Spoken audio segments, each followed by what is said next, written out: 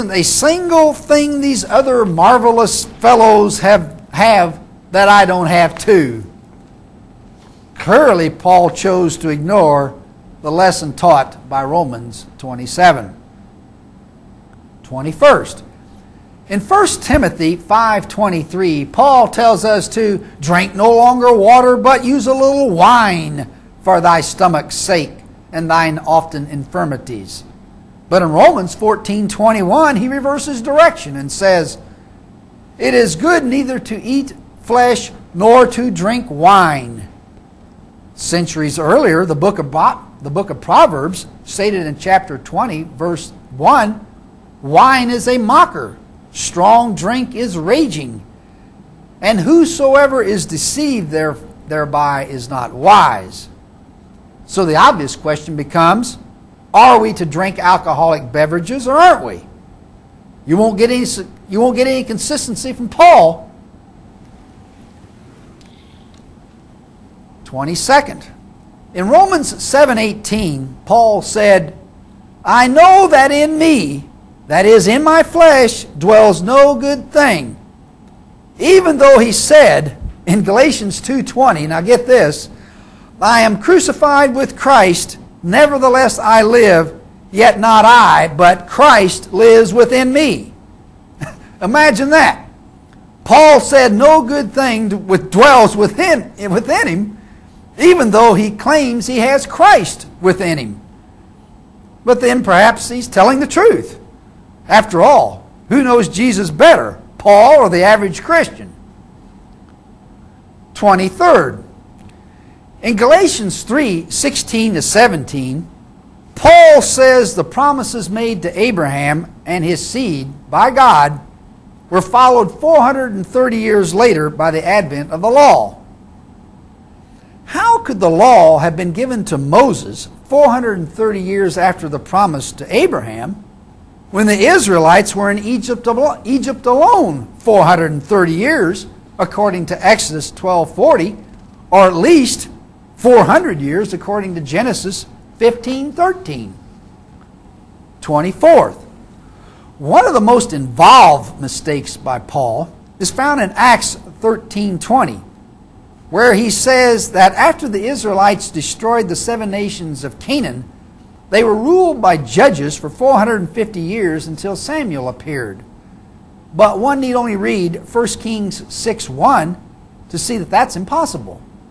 It says the 480th year after they came out of Egypt was the 4th year of Solomon's reign over Israel.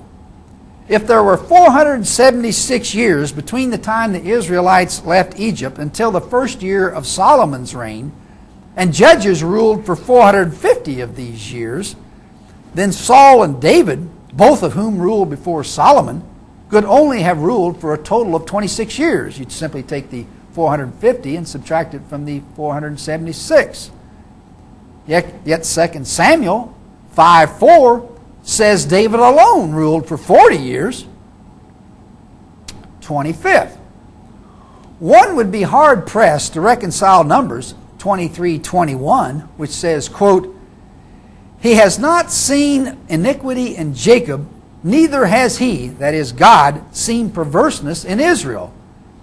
You'd have a hard time reconciling that with Paul's comment in Romans 10:21, which says that, quote, to Israel he, that is God, saith, all day long I have stretched forth my hands unto a disobedient and gainsaying people, unquote.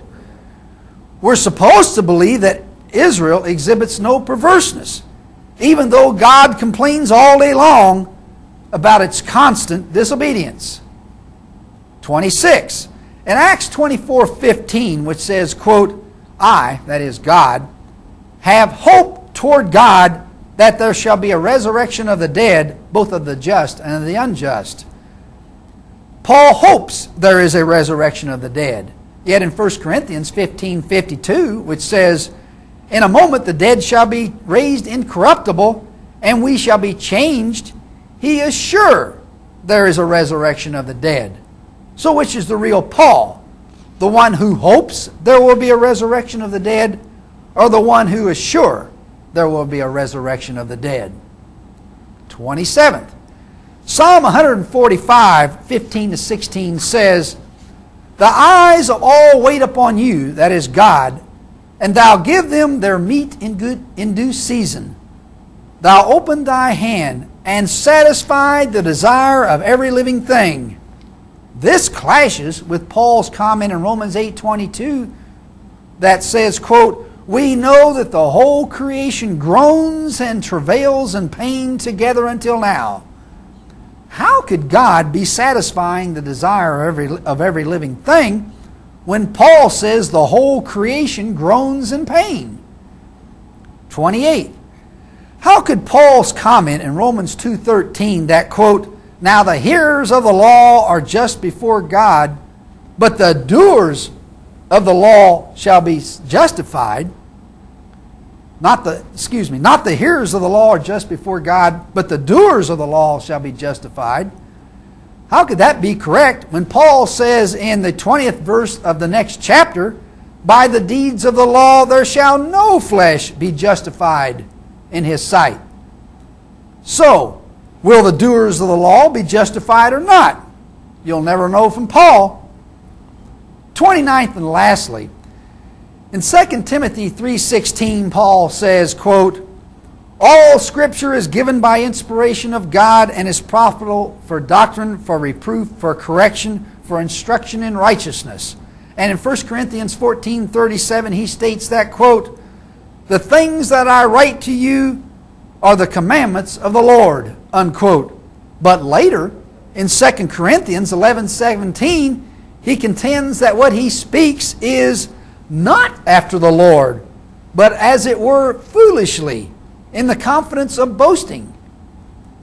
One should also note his comments in 1 Corinthians 7:6, 12, and 25. If all Scripture, including the writings of Paul, emanates from God and is divinely inspired, how can Paul say on several occasions that he was not speaking for God? That concludes our listing of Paul's shortcomings for today. So far, we've presented 29 contradictions in his writings, and in our next program, we'll complete this list of Paul's contradictions and move on to our second category, misinterpretations, most of which were intentional. That completes our presentation for today. And please join us later for the 78th edition of Biblical Errancy Commentary, when we'll continue showing why the Bible is nothing more than the flawed composition of some fallible human beings. Thank you for listening.